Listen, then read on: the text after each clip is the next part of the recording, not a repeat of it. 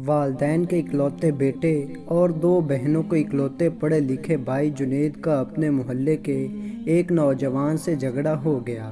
ہاتھ پائی ہوئی اور کچھ گالیوں کا تبادلہ بھی ہوا۔ جنید گھر آیا اور اپنے کمرے میں بیٹھ گیا۔ اس نے اپنے دشمن کو مارنے کا فیصلہ کر لیا اور الماری سے پستول نکال لیا۔ اچانک اسے اپنے ایک دوست کی نصیحت یاد آ گئی۔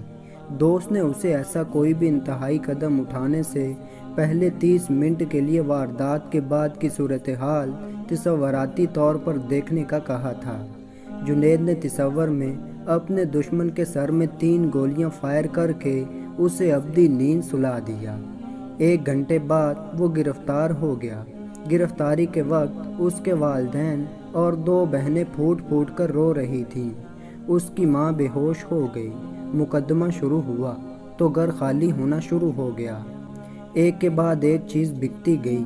بہنوں کے پاس تعلیم جاری رکھنا ناممکن ہو گیا اور ان کے ڈاکٹر بننے کے خواب مقدمے کی فائل میں خرچ ہو گئے۔ بہنوں کے رشتے آنا بند ہو گئے اور ان کے سروں میں چاندی اترنے لگی۔ جیل کی سلاخوں کے پیچھے ہر ہفتے والدین اور بہنیں ملاقات کے لیے جاتے۔ بہنوں کا ایک ہی سوال ہوتا کہ بھیا اب ہمارا کیا ہوگا؟ ہم اپنے بھائی کے بستر پر کسے سلائیں گی؟ ہم بھائی کے ناز کیسے اٹھائیں گے؟ بھائی کے پاس کوئی جواب نہیں ہوتا۔ فیصلے کا دن آیا اور جنید کو سزائے موت ہو گئی۔ سزائے موت کی تاریخ مقرر ہو گئی۔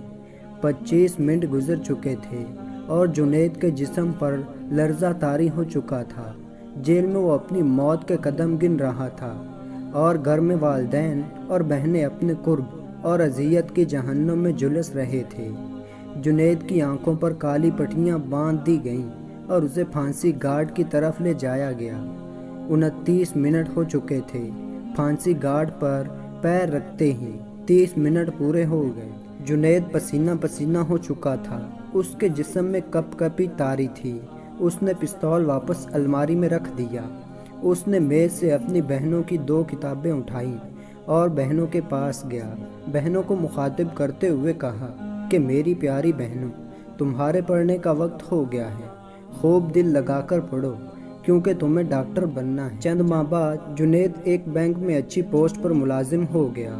جنید کی دونوں بہنیں ڈاکٹر بن گئیں۔ وہ ایک کامیاب اور بھرپور زندگی گزار رہے ہیں۔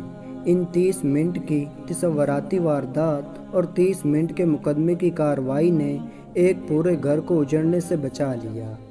آپ اپنی زندگی میں یہ 30 منٹ اپنے لیے ضرور بچا کر رکھیے گا۔ یہ 30 منٹ کی تصوراتی اذیت آپ کو زندگی بھر کی اذیت سے بچا لے گی۔ تو دوستو، اللہ تعالیٰ مجھے اور آپ کو عمل کرنے کی توفیق عطا فرمائے۔